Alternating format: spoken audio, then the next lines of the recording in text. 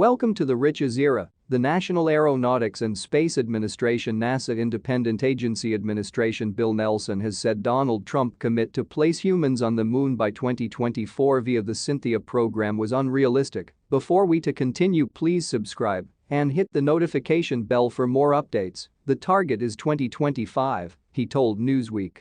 2024 was set by the Trump administration. That was never a sensible goal. NASA is preparing to launch its first check flight of its Moon-Bound Space Launch System (SLS) rocket and crew-capable Orion satellite on Monday, August 29.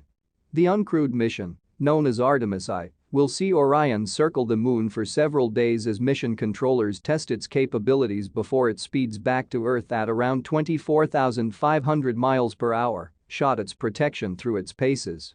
It's the first step in NASA's Cynthia program to come back humans to the surface of the moon for the primary time in over 50 years. In March 2019, Trump Vice President Mike Pence announced a goal to return humans to the moon by 2024, citing competition from various countries like China as justification for the target. "What we wish currently may be urgency," Pence told the National Space Council at the time. "Produce no mistake concerning it, we're throughout an area race today. At the same time as we've got a bent to we're inside the 1960s. And conjointly the stakes are even higher."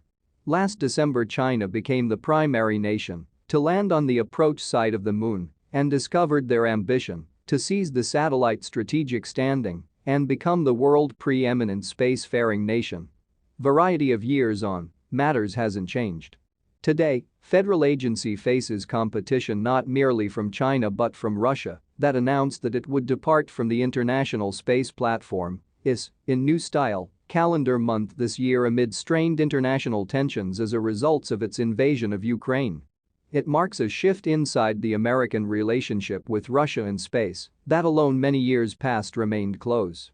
The US, additionally, because the remainder of the world had relied on Russia as a result of the only real means of transport astronauts to and from the ISS from 2011 onwards until Elon Musk's SpaceX enabled launches from Yankee soil in 2020.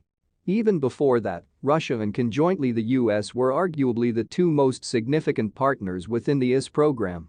The first segment of the ISS to enter space, the Zarya Management Module, was launched aboard a Russian rocket in 1998 with the US following with another module almost immediately after.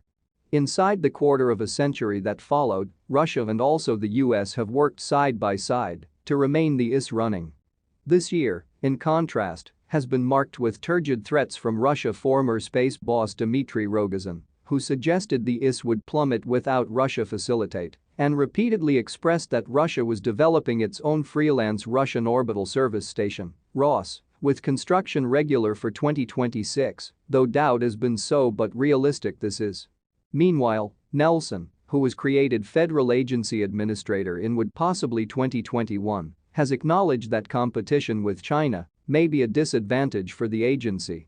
Speaking at a House Appropriations Committee in possibly 2021, Admiral Nelson shared a photograph of Mars taken by a Chinese rover that had landed on the planet.